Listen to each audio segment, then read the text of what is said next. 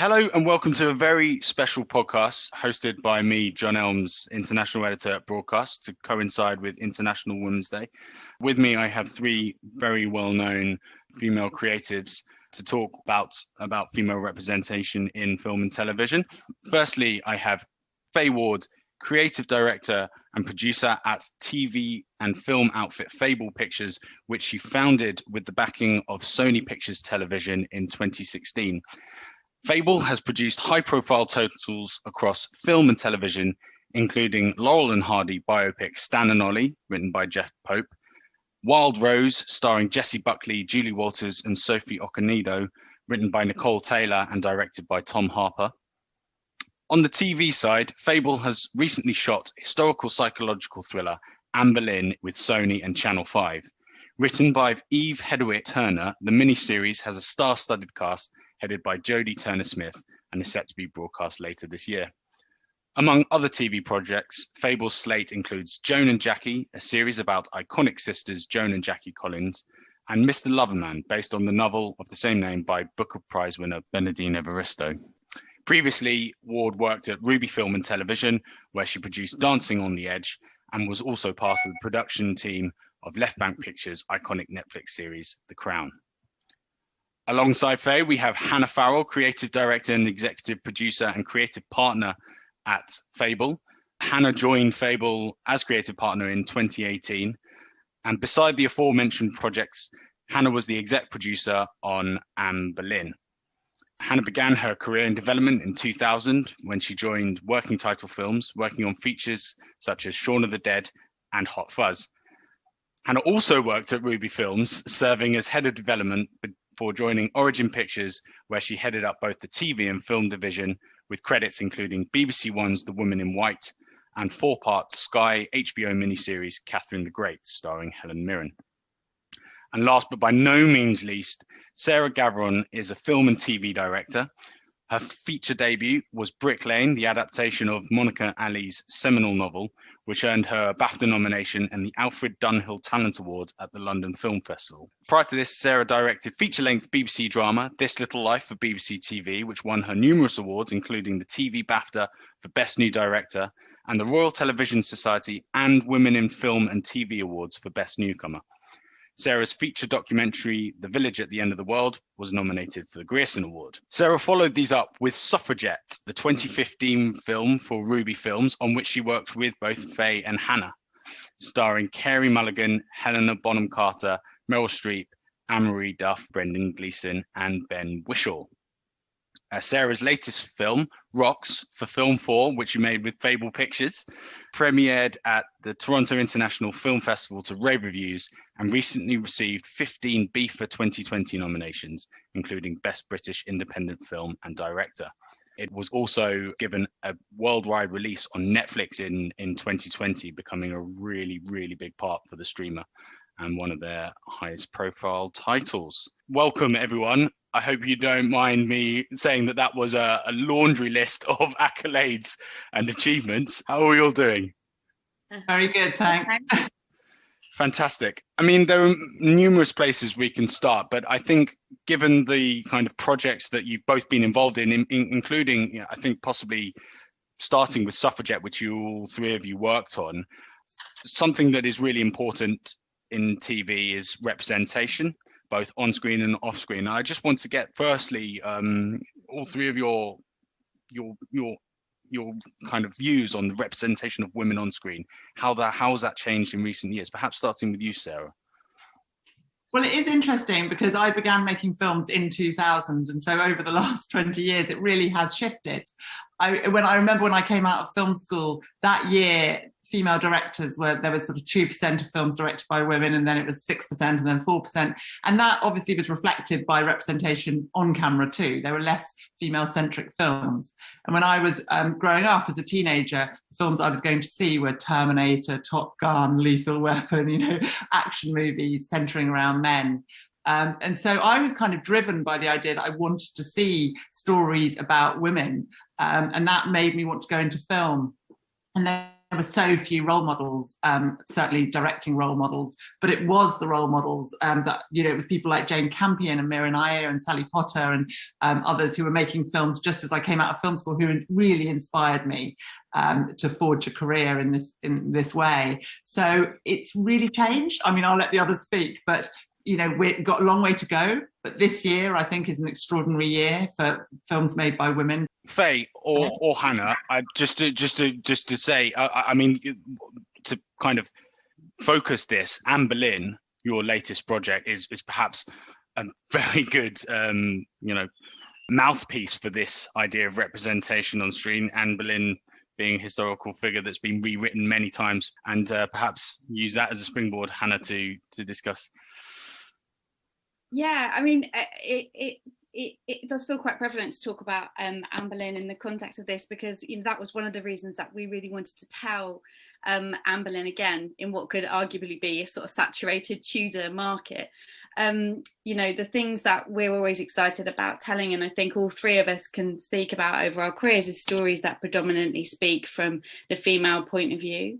I think that we felt that Anne Boleyn historically, had been very much the sort of patriarchal view of what we've been told, not just through film and television, but in our history classes and growing up, that it's absolutely the downfall of this woman who was a seductress and a manipulator and all those things that we know. And I think stepping back from that, we felt that, no one had told the story of this woman, this great politician, this mother who left an incredible sort of legacy in Elizabeth, and actually to sort of tell the story completely from her point of view, as our Anne Boleyn does. Essentially she was sort of murdered by her husband, which is why we sort of kind of find ourselves walking into this sort of psychological thriller side of what happened to her. And I think, breaking down that kind of historical view of her, from this white patriarchal society, and how we're told very much that she was sort of the master of her own downfall. I think we felt excited about basically resetting expectations and telling the story from a completely different point of view, and hopefully what we feel is more of a truthful point of view, which ultimately was about a woman who felt she could be equal and felt she could really bring something, in her reign with Henry, and overstep the mark, and was brought down by a kind of absolute triage of the men around her.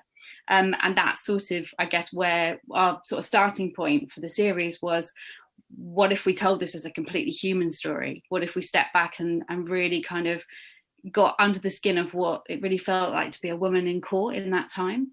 And I guess that was our sort of inspiration, really. Make it a really human story about being a mother and a wife. Mm. Yeah, I mean, just to add to that, and moving on from Anne Boleyn, at Fable, our whole thing is to tell stories from the underdog's perspective, to try and break barriers or change people's perceptions on stories that may have been told before, or new stories. We definitely have a very female lens, and that comes from not a place of business. It's not like an instinct. It's not a thing of like, this is what we're doing because that's what at the minute people want.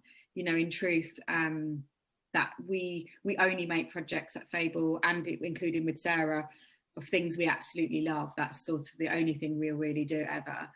We're not one of those companies that sort of have the brain power or the ability to do things just because sort of a slot needs filling. And, the one, Rocks is a perfect example of how the sort of organic process of female representation works. I think within storytelling, it came early doors initially from a conversation that we were all having post-Suffragette about, Sarah Gavron's got teenage children, Abby Morgan does now. And it all came from a conversation of, we got to meet these incredible humans all around the world, incredible feminists and people and young people. And when we were talking to and watching these young people talk about Suffragette, we all started to question, what it is to be a teenager today. All of us are from London, so we sort of had this instinct of actually reflecting back our own teenhoods and talking and enjoying about the sort of anxieties of that and how it was. and then in theory then started to think about actually why don't we see teens portrayed in a way that isn't about their first sexual experience. And by the way, there's lots of fantastic scope about sexuality and all those things, but really in female teen stories, they tend to be about sex essentially. And I think we really like the idea of how do we bottle that piece of spirit of young female teenagers, and how do we follow a journey which felt like the ordinary girl rather than the extraordinary girl, which of course there's a lot of scope for that. And that's sort of how we all sort of started to tumble this idea as we went to build what became our film Rocks, you know. And it was really important to us just to talk about also women of colour on screen and off screen as well. And you know, we are very aware we're 3 white women, and I think it's okay to say, Sarah, tell me if differently, but you know, we're conscious aware that we were able to make Rocks because of this incredible collaboration of all these amazing people. But I do also think on reflection, if it wasn't for us being there, I think it would be difficult for that, even more difficult for that film to be made, because, you know, we were asking the financiers to do something they hadn't done before in regards to the storytelling process. And I think our experience gave them a teeny bit of assurance, even though we had to go, you know, keep battling those doors. Yeah, I suppose, yeah, that's right. To sort of jump off from that, we wanted to use the sort of platform that we had, a relative platform of experience, to open doors and for all these incredible women who stepped up and offered themselves generously. So, you know, our initial idea about that was let's make a film that centres young women in their stories in a way that isn't often done, and build it with those young women. So let's, from the outset, make it a female creative collaboration. So, you know, the writers, Teresa Okoko and Claire Wilson, were there right from the outset and through the workshops, and our casting team were there, and we built it with a whole creative team in a very kind of egalitarian way. Perhaps you could say unmale way, I don't know, but you know, there are so many models for filmmaking. But we very consciously also recruited women to work on the project behind the scenes, because one of the areas you may have, you know, well, it's arguable how representation is doing on screen, but hopefully it's improving. But it's also very important to look at who the crew is and who's behind the scenes, because they are, you know, the storytellers too. And there we wanted to, so we 75% female crew. You know, we had almost entirely female camera teams, which is very rare. We had female boom ops and female heads of department, and also women from communities where possible that were close to the girls, so that it was about kind of having a joined up process where it all felt that everybody was connected in a way that was true to the story. I think what's also important to say is, I think about opportunities as well, is that what we're finding, you know, along the journeys of all of our film and television we're making, and they all have to have a different skill base because of the nature of where you're shooting and things, is that the thing that we're, Hannah and I particularly at Fable are really trying to break through, and Rocks was a perfect example of it, is that, you know, a lot of people don't think the film and television industry is for them. It's not even a contemplation that they would even have the door to open that they could. And I think the element of inclusion and what Sarah and the casting team did so incredibly on Rocks was they walked into schools, into people who probably wouldn't have gone onto Twitter on a casting call and said, "Oh, I wouldn't mind doing that. I fit that brief. I'll audition to that," because they probably wouldn't have been on that Twitter feed, and they probably wouldn't have thought it was for them, even if we were asking it was for them. And I think that's what's really important, is to sort of breaking through and saying to people directly, would you like to be part of this?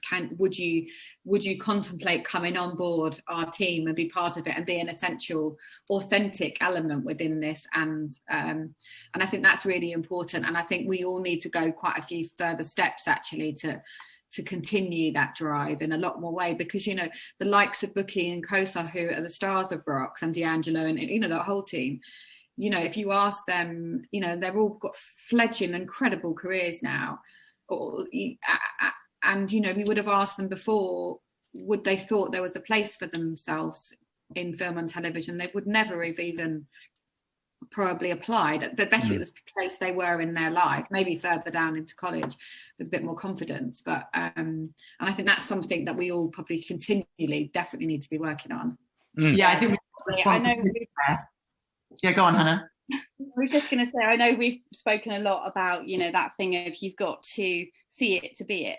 And I think that's a sort of really lovely sort of ethos that Rocks took on, not just, I guess, as we're saying, you know, hopefully, you know, director-wise, writer-wise, we're coming into a phase where definitely there's still work to do, but things are looking much better. And this year hopefully sort of proves that we've made a sort of big step forward.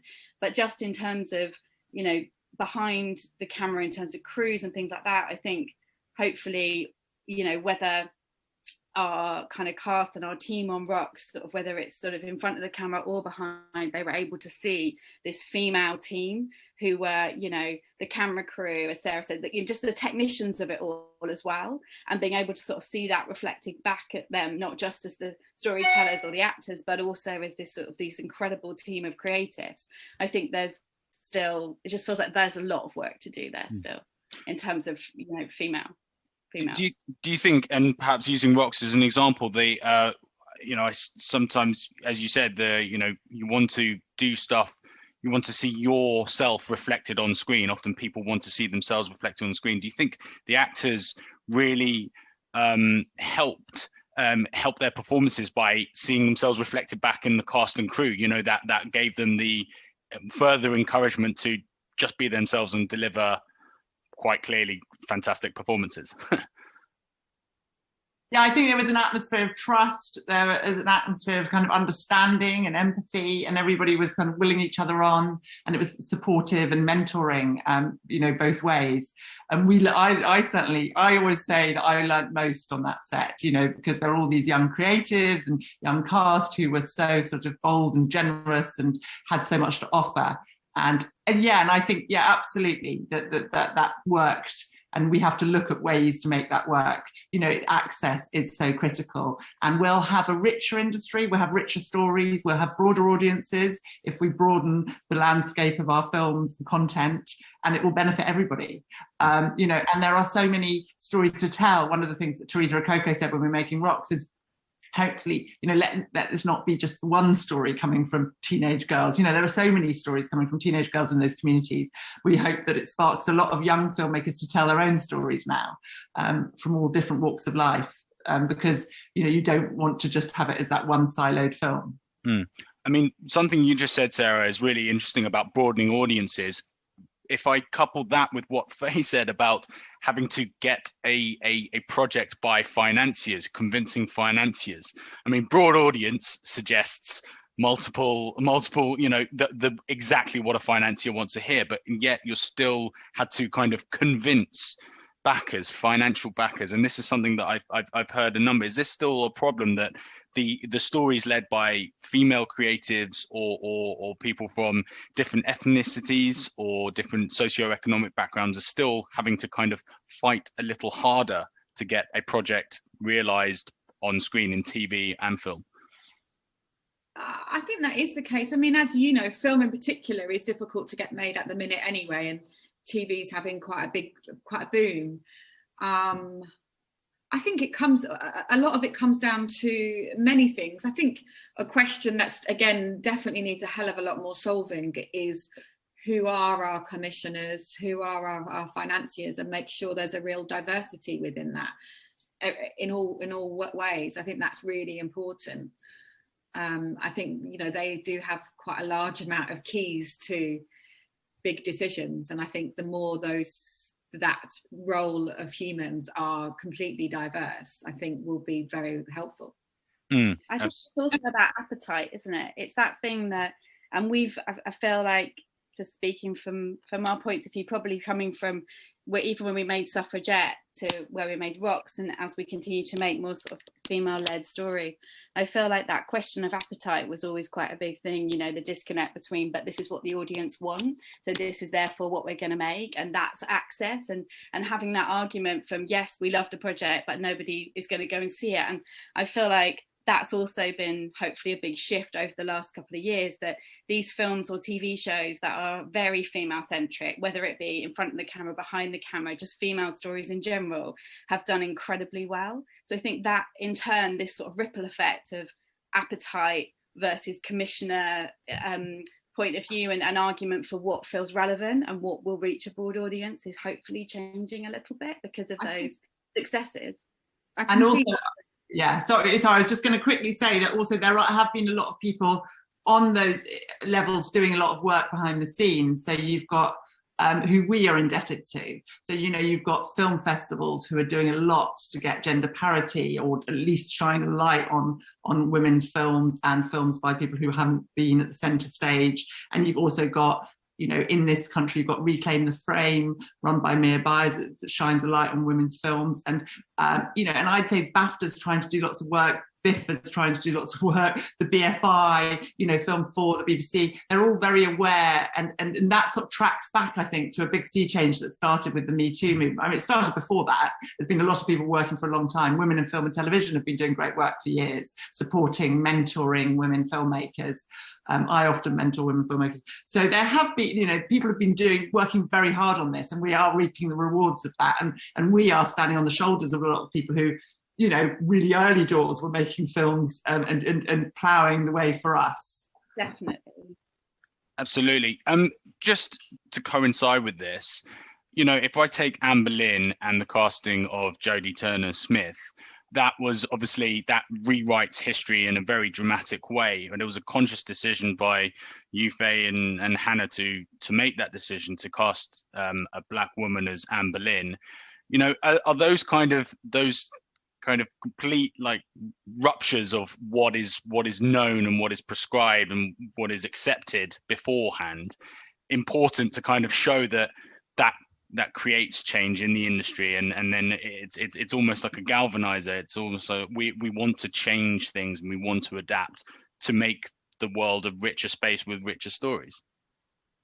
I think the answer fundamentally is yes. I think, you know, we do everything inherently based on story, and as Hannah was talking about Anne Boleyn, you know, we wanted to reset people's perception of their Anne Boleyn story they think they know.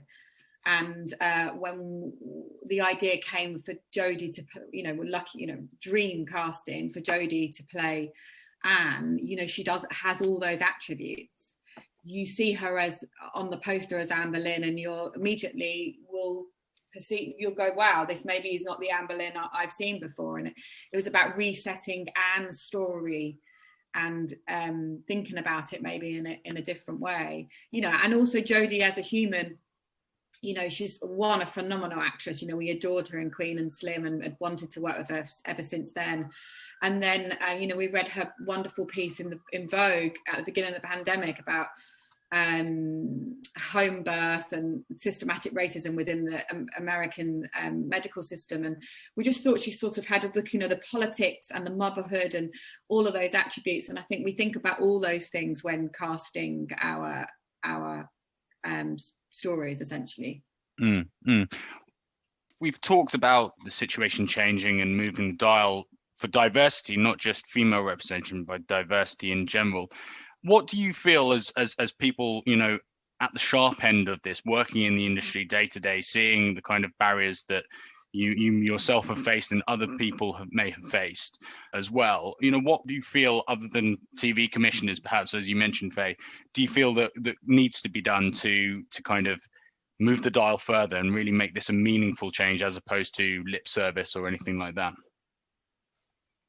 Sarah, perhaps you want to start this. Yeah, well, I'd say, you know, the experience of making Rocks was a good place to think about all this, because I think it needs to be multifaceted, and it needs to be sustained, as you say, and we need to not take our foot off the pedal or sort of become complacent that it's all shifting. Obviously, you know, the fact that there are all these women like Chloe Zhao, like Ava DuVernay, Amara Sante, you know, I could carry on naming all those sort of inspiring women. The fact that there's been Mrs. America, all based on politics and women, a whole series, which is a dream, you know. I mean, it's been such a rich year for female-centric stories, St. Maud, I mean, it could carry on. So I feel that all that will help. massively, but behind the scenes we all have responsibility, I think everybody in the industry, to keep working on it. I think one, it's very useful to mentor people.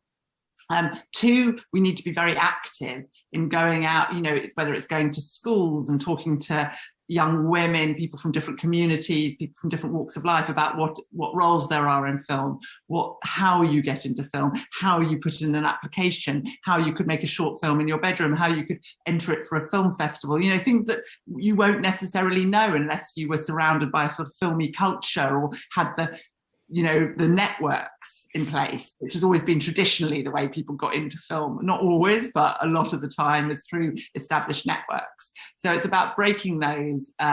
And if we put in that work, and if we put in the support structures, and also, promoting people who haven't had an opportunity to be promoted, putting people on boards of film festivals, of organisations, training people up and putting the work in to train people up, not just saying, oh, well, we didn't have any applications, going out and seeking those applications. And there are schemes, and, and I come across them a lot. The BFI does a great scheme with young people who wouldn't normally have access, to support them through making films. And so there are schemes out there, but we need a lot more of them, and we need a lot more energy put into them. We need to sustain that. Hannah, perhaps you want to, your thoughts on that? No, I think sort of just riffing off what Sarah's saying, really, I think, as we all know, the work is never done, and we need to sort of continue that in every way that Sarah's talking about. And I think also, like I say, sort of, I think resetting expectations of what that broader audience want, and I think, I feel like there has been a sea change in that, and that feels very exciting, and that's meant lots more opportunities, but we have to sort of keep pushing. And I think the access thing is a really good question, because I think that's the hardest thing to break down in a way. So we all have to just be very mindful to keep working, I think, and working hard on that. Just to pick up on that, something that I thought was interesting in this context, that, about 3-4 years ago now, we had this monumental situation of the Me Too movement. Awful what it stemmed from, but extremely important to what the future should be. And it felt like we were turning a corner for female representation. But what's your perception of how far the world has changed since 2017, since that rupture in the industry, and what stage we're at and where we still need to be? I definitely feel that it was, as you described it, a rupture. And it's interesting how sometimes you need those dramatic ruptures. I mean, it was terrible. It was devastating and sort of disturbing and awful. But I think what people harnessed out of it, and I feel really indebted to those women who came out and spoke out, and their bravery and their boldness, and then the women who took on the task of changing things by setting up the Time's Up movement. And they've done a lot of great groundwork and challenged people in ways that needed challenging, not just in the film industry, in lots of industries, but it's really, really affected change. I think I definitely feel more comfortable, without realizing that I didn't feel comfortable before. I suddenly realized I felt more comfortable in rooms talking about female-centric stories, and less need to justify myself, and less need to justify why we wanted to work with a team of women, and why we didn't, want to have main male characters in those stories. Suddenly I didn't feel I needed to sort of endlessly pitch to that effect. So I think we've all got a lot to be thankful for that. Yeah, and I think I completely and utterly agree with Sarah, and just to go back to what I said briefly a bit before, it wasn't just sort of TV commissioners that I was referring to. I just feel like all people of power, and I think that's what Me Too did as well. It re-highlighted that the people of power that were surrounding people were of a certain tone, and that I think that has highlighted that needs to change, and it's starting to change as well. And of course behavior has changed, and even mental health. I feel like in the film and television industry it's very stressful, like a lot of jobs, and I think mental health is a big part of that conversation. Don't get me wrong, it's definitely not been solved, but I feel like there's a lot more conscious behaviour and support and safeguarding, and I think all that stuff is beyond essential, and we're all behind on it, and we're all trying to get up to speed on it, and there's sort of a lot of work still to be done. Film and TV charity, by the way, is another organisation that's doing a lot of work around that. That's very useful. And also another thing, Raising Films, which is supporting women who are carers in various capacities. And you just wouldn't have, that would have been sort of an anomaly years ago. And now, it's great that they exist and everybody embraces that. Yeah. I mean, you've both picked up a really interesting points about the things outside the immediate process of making TV, about mental health and the toll it takes on working hard, especially in a pandemic, and also the other things such as caring and motherhood for female creatives. What other things are the other things that aren't really taken into account when making a TV program or a film, that need to be addressed to allow this to be what it should be, which is an enjoyable and entertaining process?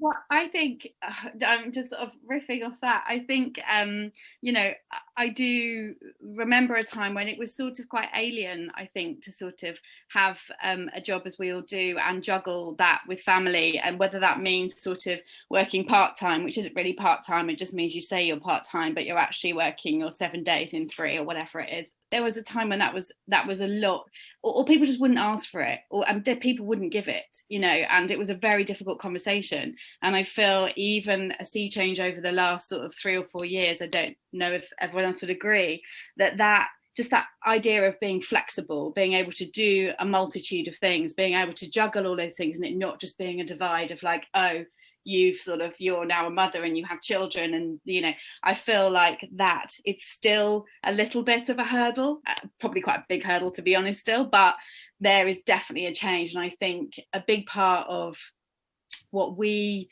would like to carry on doing, what we have been trying to do, is just sort of working out how we can help that for what we do in our jobs, but just across the board, how can we help facilitate a better working environment for women in all ways, protecting women, meeting all those things, but also motherhood, life, the juggle. And I do think that is changing, hopefully, but not quick enough. Yeah, and just on a very simplistic level, we are, well, Hannah and I are producers, and we're essentially people of some tiny bit of power to change things. And on our films, on television pieces, if I'll look down our unit list, and of course we will have tried and done everything we can to make sure we've got a 50-50 split on crew and cast, supporting artists. But I will, particularly in departments that don't normally have women, grip departments, sound departments, I will call those women that I wouldn't normally have spoke to at that early stage in the process and said, I'm really pleased that you're on board with us. I'm glad that you're a part of our team. Find out a little bit about them, in particular on Stan and Ollie. I remember there was an amazing camera assistant who in fact actually was on Anne Boleyn, and I found out she was a single mum, and I said to her, I don't want you to quit your job because you can't cope at any point. And she wasn't suggesting she couldn't cope, by the way. And I was saying, if you've got a problem, just call me about it first. Don't worry, don't stress about it. Don't keep all that stress and anxiety to yourself. Call us and we'll solve it. So of course we can't solve everything in the world, but on a very really minutiae. And I think just calling people sometimes to say, we're here, we're not weird monster ogres, give us a buzz if there's any problem, I think makes quite a large difference to people and support when they're doing a 15-hour day for you and things. Do you think, as Hannah mentioned, that it's still a long way to go, that reflects the people in power who don't perhaps have the sensitivities to those kind of things? It essentially more men in positions of power who aren't seeing it through that prism? Yeah, no, there's still and diversity, a massive way to go. I mean, a huge way to go. And this summer was another kind of shock in a good way. I mean, it was a horrible spark through George Floyd's death and the Black Lives Matter movement. But again, it was a great wake-up call to all sorts of people, to everybody looked again at their own institutions. I mean, obviously, perhaps not everybody did, and people need to keep pushing everybody to do that. But we've all got responsibility to look again at around us and see where we can change that and work to change that imbalance. If I look at some of the projects that you've made and are making, Rocks and Anne Boleyn is putting those stories of representing struggle and diversity, human stories on screen is a very good medium to try and affect change. Yeah, I mean, if you can tell stories that really impact people, all people, bring tears to their eyes, make them laugh, make them see themselves in those characters, I think that's our main mission, is to entertain and to tell stories that we fundamentally enjoy, in the hope that lots of others will enjoy too, and it'll have an impact. You know, we had a call yesterday on Rocks, or a Zoom, should I say, and it was with a man in his 40s who just watched What Rocks, and it immediately made him call his nan.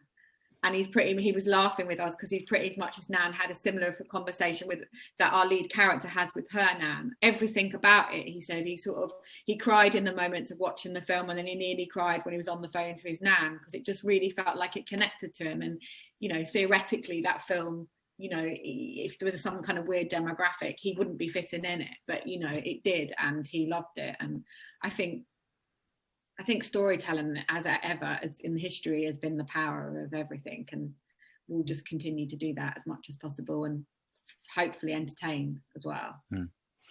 Is it a case of mixing the kind of known stories such as Anne Boleyn with the ordinary quote unquote stories of the characters in Rocks?